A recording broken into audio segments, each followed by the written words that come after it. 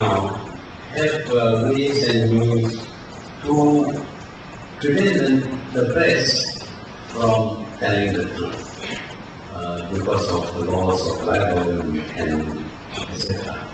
So we live in a very complex environment, legally, for example, and we know that we have to comply to the mores of the society, to the beliefs of the society, and we also must be conscious about our responsibility. So it is not so easy to just say there must be press freedom here. That is not something that can be accepted because of the complexity of modern society, in which we would like to see good things happen, and the freedoms that we have, the power that we have, will not be abused to the detriment of the society. So I hope that nowadays with the internet and the bloggers who provide a means of alternative sources of information, also an outlet for those who are frustrated because they cannot make their views heard, that they will always feel responsible and not abuse the freedom that they have. On the other hand, those who control the media, the government, must also restrain itself from abusing its power by denying the people the right to get information based on truth and facts. So everybody needs to restrain, both the government and the press, needs to restrain themselves to be disciplined and to think very carefully whether they are contributing towards the development of the nation, or they are merely thinking of their own personal, private, or groups' interests. It's a very difficult thing to do, to resolve conflicting pleasures, but the country that is able to make wise decisions on what should be abused and what should not be abused would be the country that will develop fast to the benefit of its people. So I think we'll stop there because I believe that there will be questions. Okay, then I'll try to answer the questions. Thank you very much. It has got a lot to do with the media. Well, in the days of my youth, which was quite a long time ago, there was, you don't see the kind of things that you see on the internet. Actual scenes, movies of sexual acts, for example, and also pictures that are printed in magazines.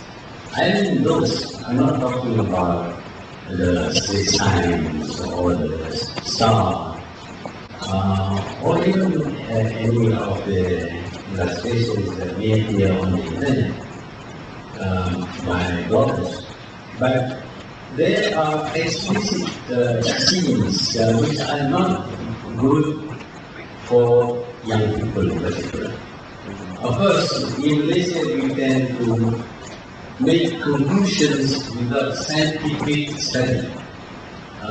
In Germany, perhaps, I was told that if you are a German and you're asked to write something about a mosquito, they would probably produce 5 volumes which are active each, because they are very thorough. But in Malaysia, we are not very thorough. We make conclusions without proper study. Maybe there is a need to study. Let's check on all these people who have committed crimes, like the ones I mentioned, to find out whether they have been looking at these new pictures or not. Have they done so? Then of course we can conclude that out of 10 people that we met and asked, only one of them has seen the pornography. Then we can conclude, no, this is not due to pornography. But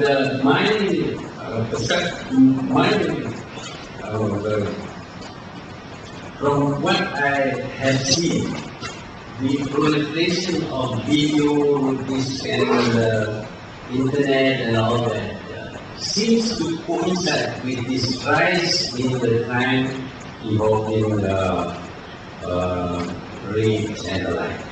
So there may be, I can be wrong, I tend to be corrected if I'm wrong, but until there is a proper investigation, one should not conclude that also.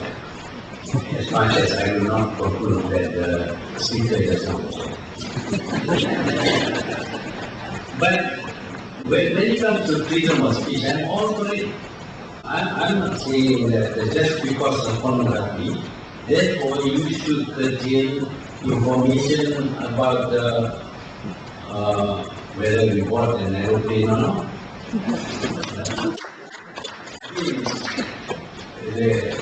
The picture that was on the internet showed the plane nicely painted in racing colors. But now we are just negotiating. I think those people are very hopeful. You know how careful we are about money. We don't do such things.